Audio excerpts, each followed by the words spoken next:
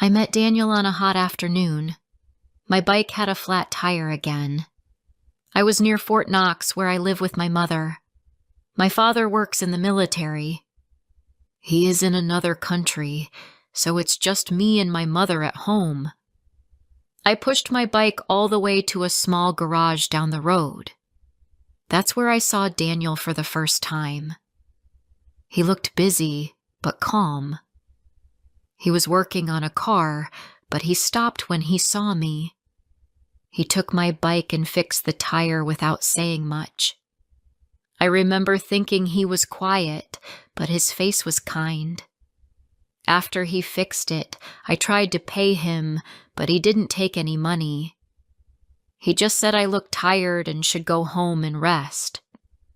It was a short moment, but it stayed with me. After that day, I started seeing him more. Sometimes I had a reason, like a bike problem. Other times I just walked past the garage to say hello. He never asked why I came. He never looked angry. He would just sit outside, drink tea, and talk with me. He told me about his work. He said he lived alone and had no family in town. I told him about my life at home. He listened. He didn't talk over me or try to give advice. He just listened in a way that felt real. I had never felt that before. I felt like I could say anything. With him, I felt calm. I looked forward to seeing him every week. Daniel was older than me. He was 33. I am 21. But with him, I never felt small. I never felt like a child. He spoke to me like I was important. That meant a lot to me because at home, it was different. My mother is a serious person. She works hard. She wakes up early and does everything around the house. She likes order. She does not show her feelings. She talks only when needed. I help her with cleaning and shopping, but we don't talk much. My father is not home. He works far away and he calls once in a while. I miss him, but I don't tell my mother that. She is strong. She doesn't show sadness, so I don't show mine either.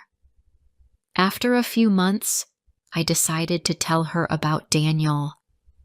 I thought it was the right thing to do. I didn't want to hide anything. One evening while she was cooking, I told her I was seeing someone. I said his name was Daniel. I said he was kind and worked at a garage. I didn't hide his age. I told her he was 33. She didn't ask much. She just said no. She told me to stop seeing him. She said he was too old. She said this was not love. She said I was too young to understand what I was doing. I didn't know what to say. I stood there holding a plate, just listening to her say no. That was all. She didn't want to know more. She didn't care how I felt. That night, I sat in my room for hours. I didn't cry, but my chest felt heavy. I told Daniel what happened. He said he understood. He didn't blame her. He said she was my mother and that mothers want to protect their daughters. I felt sad. I thought maybe if she met him, she would see what I see. I asked him if he would come to our house. He said yes. He came on a Sunday. He wore a nice shirt and brought flowers. He looked nervous but calm. My mother sat on the sofa and listened to him speak. He told her he worked hard. He said I was a good person and that he respected me. He said he had no bad plans. He just liked being with me. My mother didn't smile. She didn't ask much. After some minutes, she stood up and thanked him for coming. That was all. When he left, I felt cold inside. After he left, I asked her why she didn't even try to get to know him. She just said she knew this was not right. She said she could see it. I told her she didn't know him. She said she didn't need to. She said she knew me. She said this would bring pain, not joy. Then she walked away. From that day, things at home changed. She stopped waiting for me at dinner. She didn't ask where I was. She didn't speak much. The house was quiet and not in a peaceful way. I kept seeing Daniel. He didn't ask me to fight with my mother. He didn't speak badly about her. He just looked tired. I could see it in his eyes. He said he didn't want to hurt me. He said he didn't want me to lose my family. I told him I didn't want to lose him either. He smiled a little and said that love is not always easy. I knew what he meant. He was pulling away. I could feel it. One night he walked me home. We stood near the gate for a long time. He looked at the road, then at me. He didn't say much, but I knew. I knew he was saying goodbye. He didn't want to be the reason I lost my mother. He cared, so he stepped back. He walked away, and I didn't stop him. I watched him until he turned the corner. When I walked into the house, my mother was sitting at the table. She looked up at me and asked if it was over. I didn't answer right away. I just stood there. Then I said yes. I went to my room, lay down on the bed, and looked at the ceiling. I didn't cry. I didn't sleep. I just stayed still and quiet for the rest of the night. Before I share the rest of my story, I need to know, where are you listening from? Knowing someone hears me, understands me, gives me strength. After Daniel walked away, I tried to return to normal life, but something had changed in me. The days felt longer. My room felt smaller. Even the quiet in the house sounded louder than before. My mother acted like everything was fine. She cleaned, cooked, and folded clothes like always. She didn't say anything about Daniel again. She didn't ask how I was feeling. She didn't ask anything at all. She just acted like it never happened. But I felt it inside me all the time. Each morning I helped her in the kitchen. I washed the dishes while she made breakfast. We didn't talk. She gave me a task, and I did it. Sometimes I wanted to say something about Daniel, about how I missed him, but the words never came. I didn't know how to speak to her anymore. It felt like we were two people living in the same home, but in two very different worlds. When I walked to the store or past the garage, I looked for Daniel. Sometimes I thought I saw him from far away. My heart would jump, and I would stop walking. But most of the time, it wasn't him. Or maybe he saw me, but didn't say anything. I didn't know. I didn't go near the garage anymore. It felt wrong, even though I wanted to. I didn't want to make things worse at home. I didn't want to break the small peace I had with my mother. But the truth was, I thought about him every day. I remembered small things, how he used to fix my bike without asking questions, how he made tea with too much sugar, how he let me talk without rushing me. He never tried to make big promises. He just made me feel safe. It wasn't perfect, but it was honest. I missed that.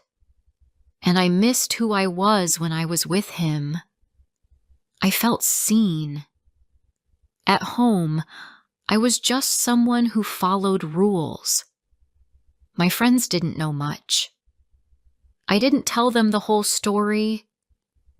I just said that I stopped seeing someone because my mother didn't approve. Some of them said I should have fought harder. Others said it was better to listen to my mother. But none of them really understood. They didn't grow up in my home. They didn't know my mother. She was not a bad person. She just had her own way. Her love was quiet. She showed care with clean clothes and hot meals, not with soft words or long talks. Some days I stayed inside all day. I cleaned the floor, washed clothes, and folded towels.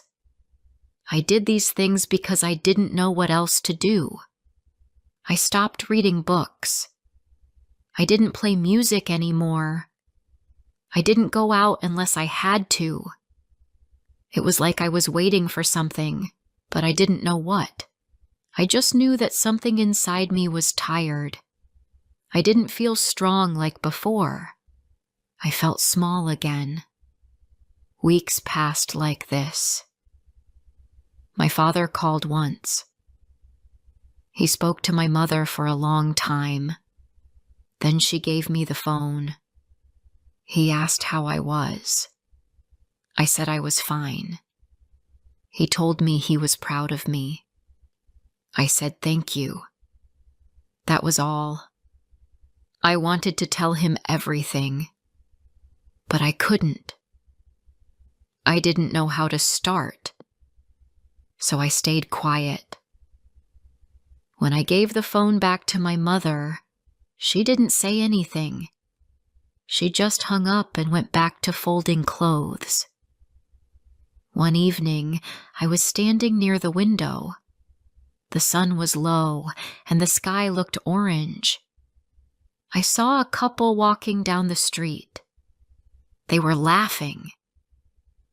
The woman held the man's arm, and he looked at her like she was the only person in the world.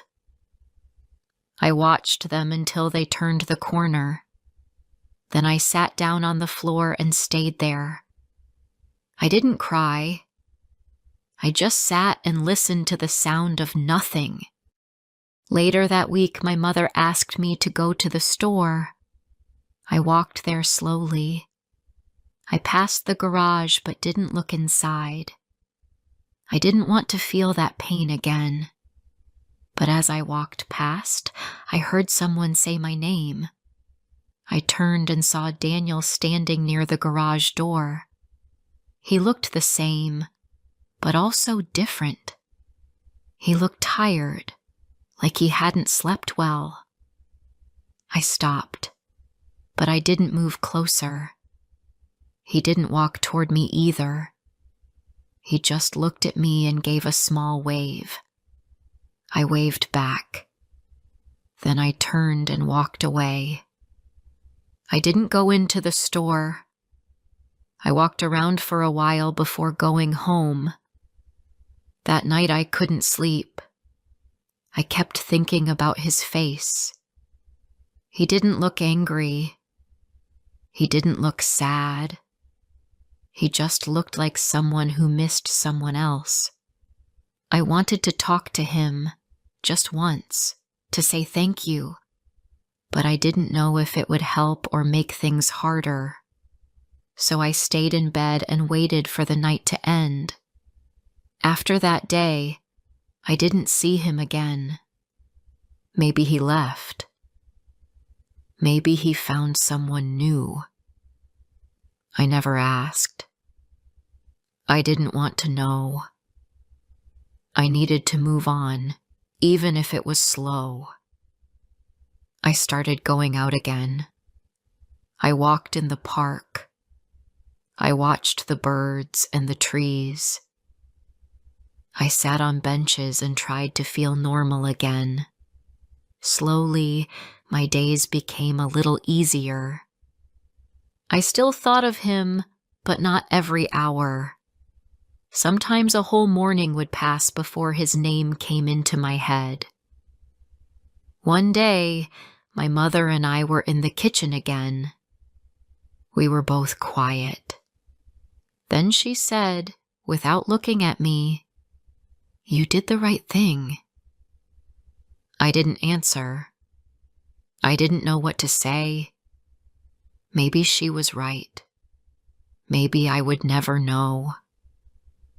But I felt something inside me. Not peace, not joy, just a soft pain that I could live with. I finished washing the dishes and went to my room. That night, I looked in the mirror. My face looked the same, but I felt older. I had lost something, but I also felt like I understood myself more. Love is not always enough. Sometimes, even when two people care about each other, life pulls them in different directions. And sometimes, even if it hurts, we choose family. Not because it is easy, but because it is a kind of love too. Some months passed. The seasons began to change. The air was cooler in the mornings, and the sky turned gray more often. The trees outside lost their leaves one by one. At first, I thought life would feel normal again. I tried to follow the same steps every day. I helped my mother with housework. I went to the market when she asked. I walked in the park when I felt too full inside. I didn't speak about Daniel. I didn't think about him all the time like before. But I still remembered. Not like a fresh wound, but like an old photo in the back of a drawer. It was there.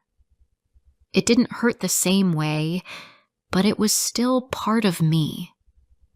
One afternoon, I was sitting on a bench in the park. It was quiet.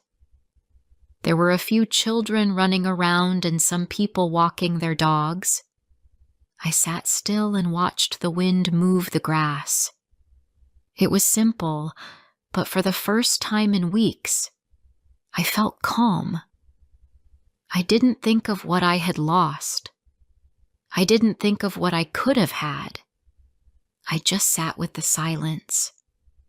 I stayed there until the sun started to go down. When I got up to walk home, I felt a little lighter. At home, my mother had made soup.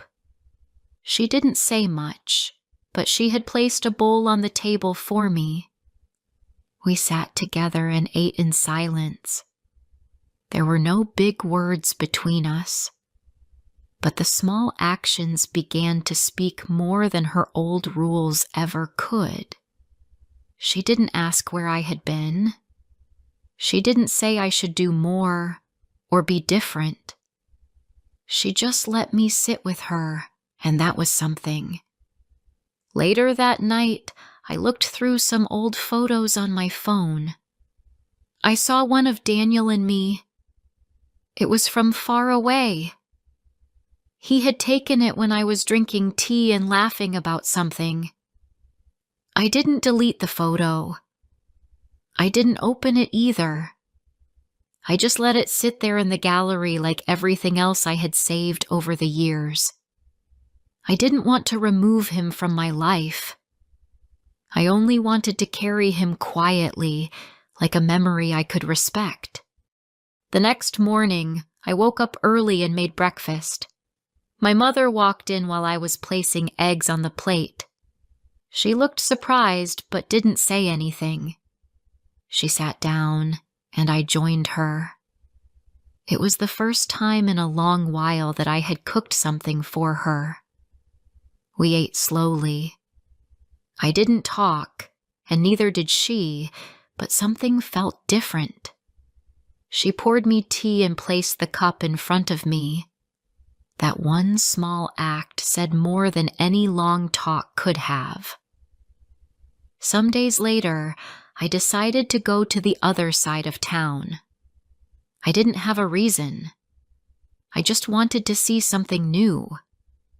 I got on the bus and looked out the window the whole ride. The houses looked different there. The streets were busy. There were families walking together, small shops, and loud music from passing cars. It was a new view, and I liked that. I walked into a small store and bought a notebook. Not to write about pain, not to keep letters. Just something simple. I didn't even open it that day. But it felt good to hold something that was just mine. After that trip, I started taking small steps again. I applied to a local job that needed help at a repair shop. Nothing big. Just cleaning and taking phone calls. It wasn't far from home, and I thought my mother would feel okay about it. She didn't say much when I told her. She only asked if I needed help with my clothes. That was her way of saying yes. The new routine gave me something steady. I didn't think about the past as much during the day. I stayed busy, I met a few kind people, and I learned small things about the work. I was quiet most of the time, but I started to laugh more. Not the loud laugh I had with Daniel, but something softer. I was becoming part of the world again, little by little. Sometimes I still passed the road where the garage was. The building was there, but the doors stayed shut. I don't know if Daniel left or just worked different hours. I never tried to find out. I didn't need to see him anymore. I had already said goodbye in the way I needed to. Not with words, but with the choices I made afterward. With the way I lived my days without anger. One evening, my mother came into my room while I was folding clothes. She stood at the door for a moment. Then she sat on the edge of the bed. She looked at the window and said very quietly that she hoped I wasn't unhappy. I didn't know what to say. I just looked at her. Then I said I was okay. Not great, not full of joy, but okay. And that was true. She didn't say more. She just nodded and got up. But that moment stayed with me. It was the first time she had shown any sign that she worried about how I felt. It wasn't much, but it mattered. We didn't need to agree on everything. We didn't need to speak all our feelings. But I could see now that she loved me in her own way, even if it was quiet and hard. I never stopped missing what I had with Daniel, but I stopped wishing to go back.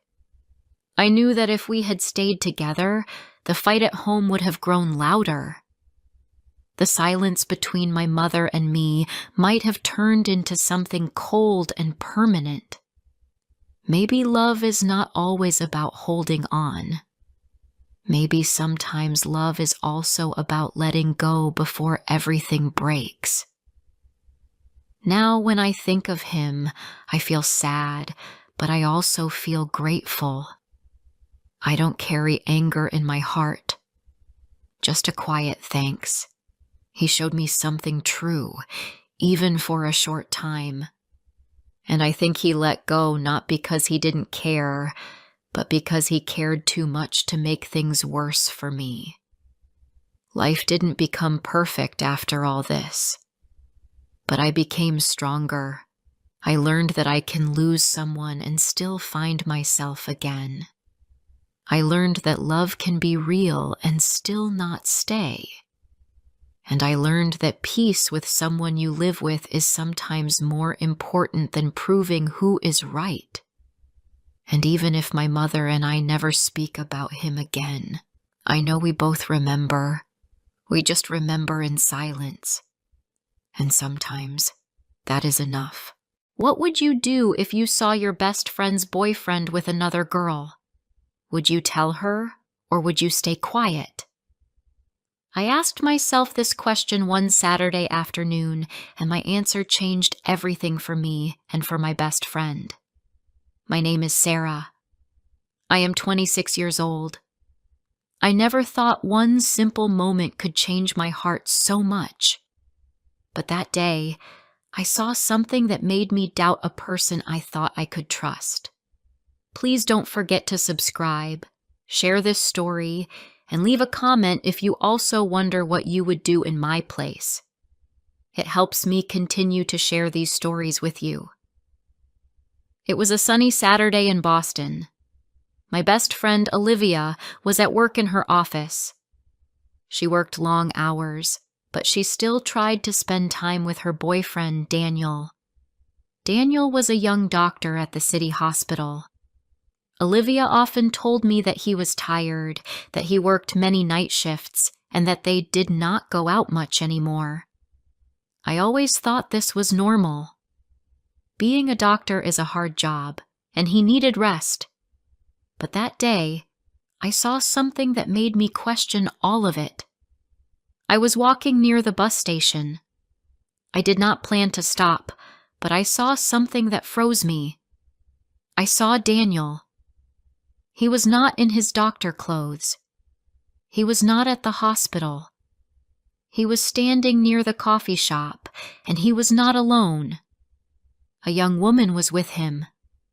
They were standing close, and they were smiling at each other. I stopped walking and watched. I wanted to believe it was nothing, but then I saw Daniel take something from his pocket. It was a small box. He gave it to her. She opened it, and she smiled. It looked like a gift. Why would Daniel give a secret gift to another girl? I remembered Olivia's words about him being so tired and so busy. But here he was, looking relaxed, laughing, and giving presents. I felt cold and nervous. What if he was hiding something from her? I thought about leaving, but I could not. My eyes stayed on them. He touched her arm as they talked. They looked like more than friends.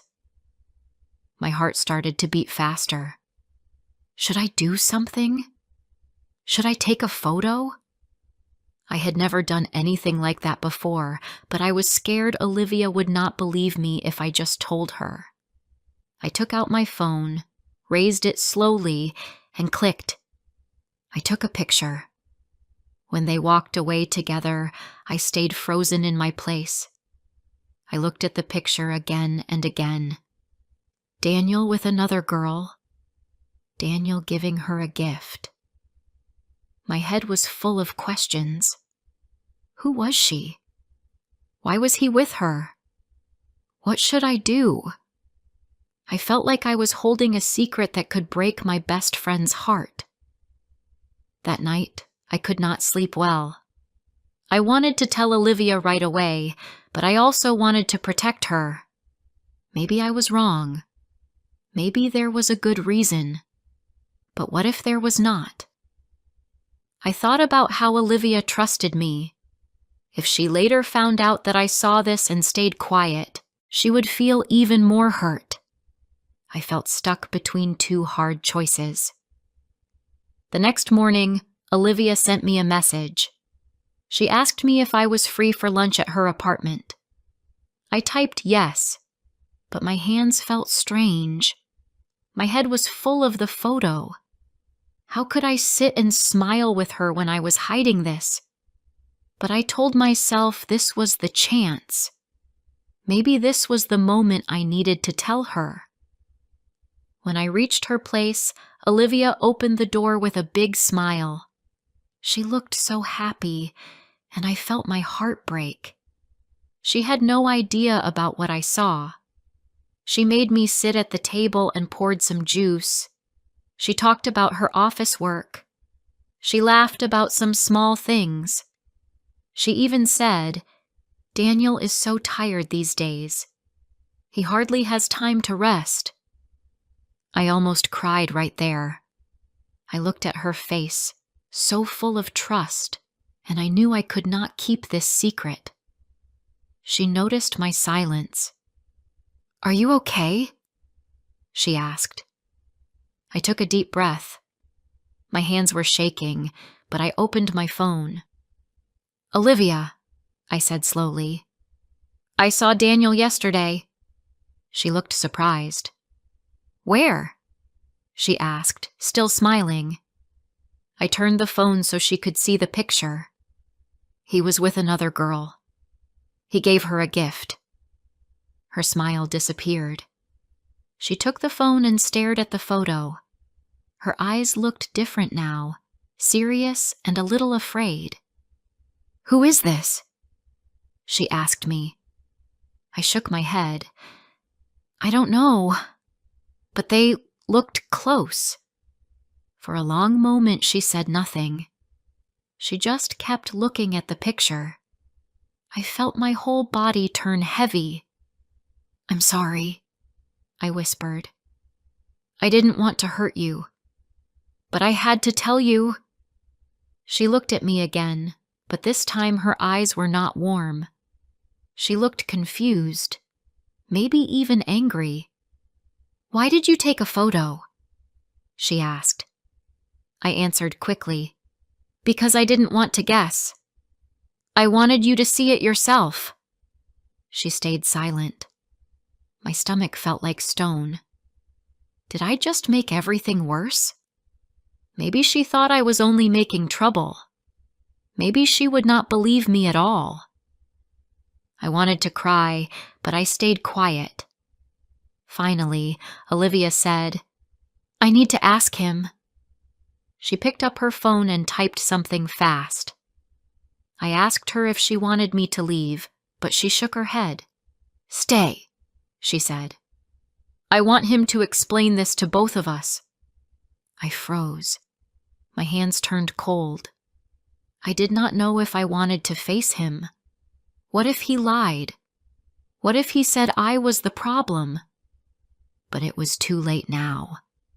The truth was on the way. 10 minutes later, the doorbell rang. Olivia stood up and walked to the door. She opened it. Daniel was there. And he was not alone. The same girl from the photo was standing right behind him. When Daniel walked in, the air in the room felt heavy. He looked calm, but I was not. Behind him was the same young woman I had seen near the bus station. She had long brown hair, bright smile, and she walked into the apartment like she knew Olivia. My mouth went dry. Olivia stood still, her arms crossed, waiting for him to speak. I sat on the chair, not knowing if I should look at them or look down. Daniel looked at Olivia first. "You asked me to come. What's wrong?" His voice was soft, almost too normal for the situation. Olivia did not answer. Instead, she lifted my phone from the table and showed him the photo. His eyes moved over it, and then something I did not expect happened. He laughed. He actually laughed. My face turned hot. Was he making fun of me? Did he not understand what this meant for Olivia? He turned to the young woman and then back to Olivia. "Is this what this is about?" he asked. Olivia's lips pressed together. She pointed at the girl. Who is she? She asked firmly. The girl looked at me with kind eyes. Oh, she said, you must be Olivia's friend. I have heard about you. She stepped forward like nothing was wrong. I stared at her in shock. Heard about me? From who? From Daniel? My head spun. Daniel placed a hand on the girl's shoulder and said, This is my cousin Emily. She came from New York this week. I wanted to surprise you, Olivia. That is why I didn't say anything. I blinked fast. Cousin? A surprise? My mind felt slow. All my thoughts from yesterday crashed into each other. The gift box, the smiles, the closeness. It all looked so wrong, but now he said it was family. Olivia looked at the girl. Your cousin? She repeated. The girl, Emily, nodded and smiled. Yes, I am his cousin. My mother is his aunt. I came to Boston to study for a few months. He wanted to welcome me. I felt my hands shaking on my lap. Was I wrong this whole time? Daniel gave a small laugh again and said, The box in the photo was a gift from my mother. She asked me to bring it for Emily. It is a necklace. She lost her old one. Emily pulled the chain from her neck. It was silver, small, and simple. She showed it to us. See?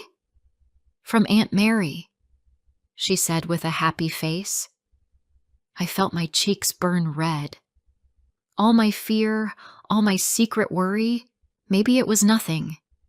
My mouth opened, but no words came out. Olivia sat down slowly. She looked at the necklace. She looked at Daniel. Then she looked at me. I wanted to disappear. I wanted to hide under the table. Silence filled the room. Finally, I whispered, I am sorry. I really thought something was wrong. Daniel shook his head, but his face was not angry. I understand, he said. But next time, just ask. Do not take photos like this. Olivia was still quiet. She was not angry at him, not even angry at me. She was only thinking. Emily sat down next to her and started to talk about her trip from New York, but I could not listen. My head was full of shame. After a while, Daniel poured some water and said calmly, I work many hours, and I know Olivia worries, but I never wanted to hide anything. I just wanted the surprise to be special. Olivia looked down at her hands. You could have told me at least something, she said. Daniel nodded. Yes, I should have. I am sorry. His voice was soft. For a moment, the three of them looked like a family, and I felt like an outsider. My heart sank. When Emily went to the kitchen to help Olivia, I stayed in the living room with Daniel. I looked at him. I was only trying to protect her, I said. He sighed. I know, and it means you care. But you almost made her think I was unfaithful. That is dangerous. His words cut deep. My eyes watered. I did not want to hurt anyone, I whispered. He nodded again, softer this time. I know. You just saw one part of the story, not the whole. Later, we all sat together and tried to act normal. Emily told funny stories. Daniel smiled. Olivia smiled sometimes too, but I could see the small lines of worry on her face. Even if this was family, the photo had still shaken her. I could see it. She looked at Daniel with a question in her eyes. Could she trust him fully? Or had this moment planted a seed of doubt? When I left the apartment, the air outside felt heavy. Boston's streets were busy, but I felt alone. I walked slowly and thought about everything. I wanted to cry. I felt guilty. Maybe Olivia would never look at me the same way. Maybe she would always remember that I had once doubted Daniel. My chest hurt with regret. The next days were strange. Olivia did not message me as much. Usually, we talked every evening, but now she only sent short replies. I told myself she was busy, but I knew it was not only work. I had broken something between us. One night, I sat with my phone in my hand, wanting to call her, but I could not press the button. I felt afraid of her silence, afraid of what she really thought of me now. Finally, after 3 days, she called me. Her voice was soft. "Can we meet?" she asked. I agreed quickly. I wanted to see her, to explain again. We met at a small cafe near the park. She smiled when she saw me, but it was a tired smile. We ordered coffee and sat by the window. She looked outside for a long time before she spoke. "Sarah," she said, "I know you wanted to help me. I know you love me as a friend, but you hurt me too. You made me think Daniel was lying to me. For a moment, I thought my world was breaking." Her words were sharp, but they were true. Tears filled my eyes. "I am sorry," I whispered again. "I just thought you needed to know. I was wrong." She touched my hand gently. "I forgive you. But please, next time, talk to me first. Do not bring fear into my heart with a photo." I nodded, biting my lip. She was right. I should have spoken first. I should have trusted her to ask the questions. I had acted alone, and it almost destroyed trust between us. I promised her, I will never do this again. She gave a small smile, and I knew our friendship was safe, but not as strong as before. Trust takes time to heal. That evening, I walked home and thought deeply. I had learned something big. Sometimes we think we understand, but we do not see the full picture. One photo, one moment can lie. What looks wrong can be right. What looks bad can have a simple truth. I had judged too fast.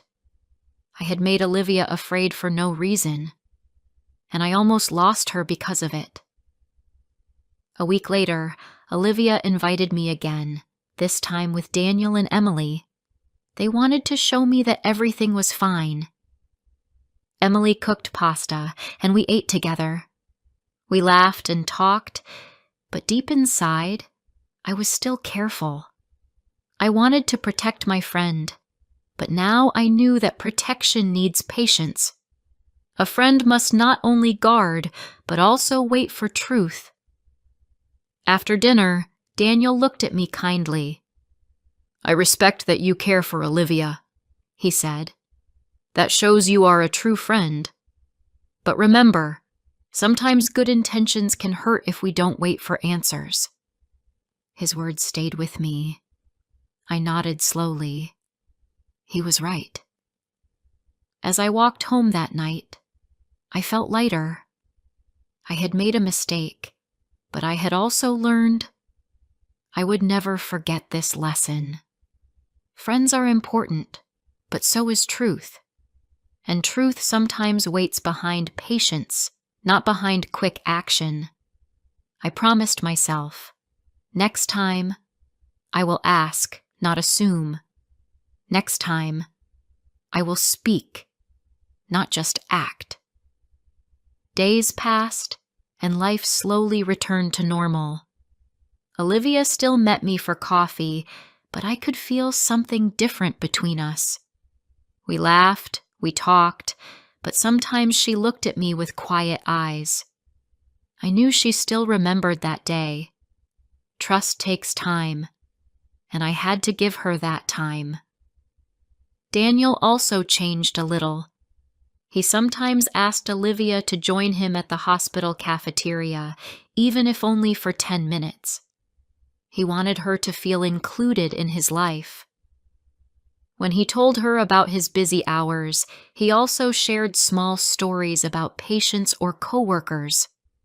He opened his world to her. I noticed this when Olivia told me one evening. Her face looked softer. Maybe he understood after all, she said. Maybe he saw how much doubt can hurt. I was glad. Even if my mistake had caused pain, maybe it also pushed them to talk more. Sometimes pain makes people stronger if they survive it together. I hoped this was true for them. One Saturday, Olivia invited me to walk in Boston Common. The air was cool, and children were running around the grass. She looked calm. "Sarah," she said, "I want to thank you. I was angry at first. I felt betrayed by your photo. But now I understand. You were afraid for me. You wanted to protect me. You were wrong, but your heart was in the right place." Her words surprised me. Tears filled my eyes. "You still trust me?" I asked. She smiled. "I do. But I need you to trust me too. If you see something again, come to me first." I nodded. "I promise."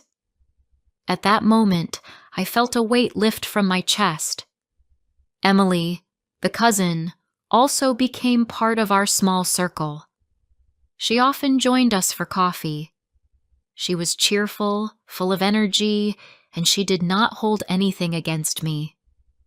"I understand why you thought what you thought," she said one afternoon. "It did look strange, but now it is funny. You will always remember me as the cousin who caused trouble without meaning to." She laughed, and I laughed too, even though part of me still felt embarrassed. But in truth, I had learned something deep. I thought about it at night when I lay in bed.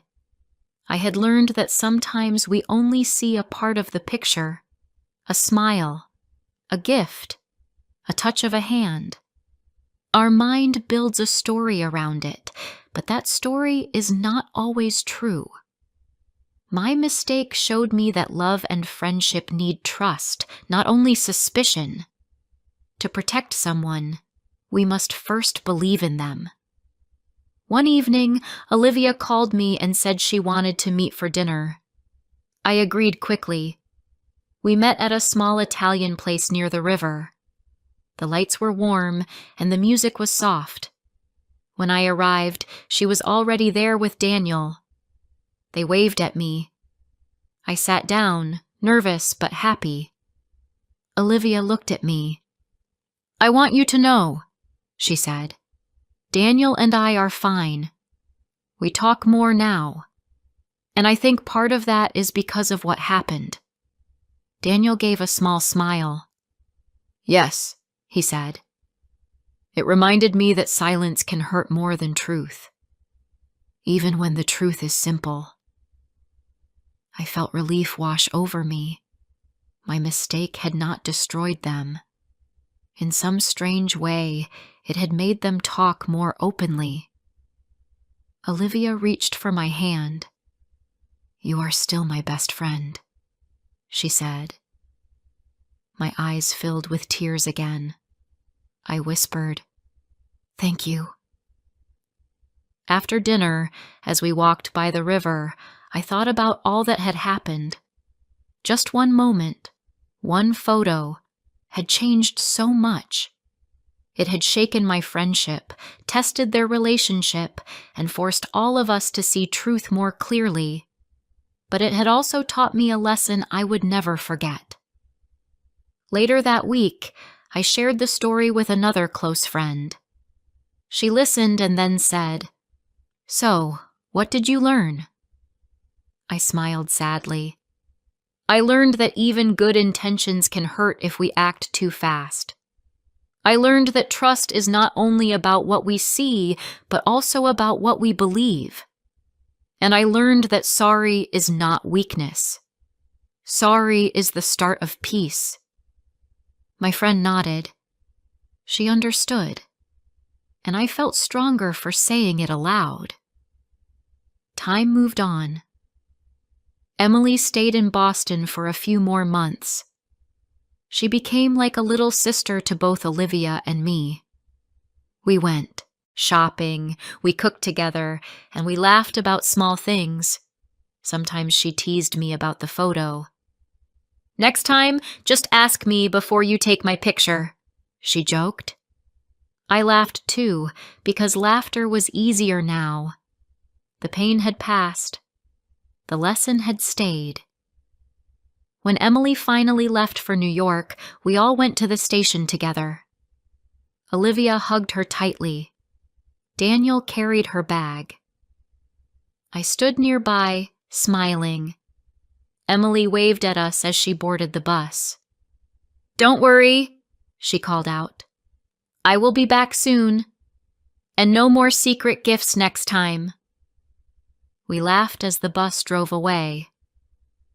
As we walked back through the busy Boston streets, Olivia slipped her arm through mine. "Do you know something?" she said. "This city feels less lonely with you here. I know we had a hard moment, but I am glad you are my friend." Her words warmed my heart. I smiled at her. "And I am glad you are mine. I will not make the same mistake again." She squeezed my arm gently, and in that small moment, I felt peace. Now, when I look back at that day near the bus station, I do not only see shame, I see growth. I see a lesson that changed me. I see how close I came to breaking trust, and how close I came to losing a friend, but I also see how truth, patience, and forgiveness can heal. And so, I carry this with me. If you ever see something that looks wrong, do not rush. Do not judge too quickly. Ask. Speak. Wait for the whole story. Because sometimes the truth is not what it seems. And sometimes a mistake can still lead to love, trust, and a stronger bond.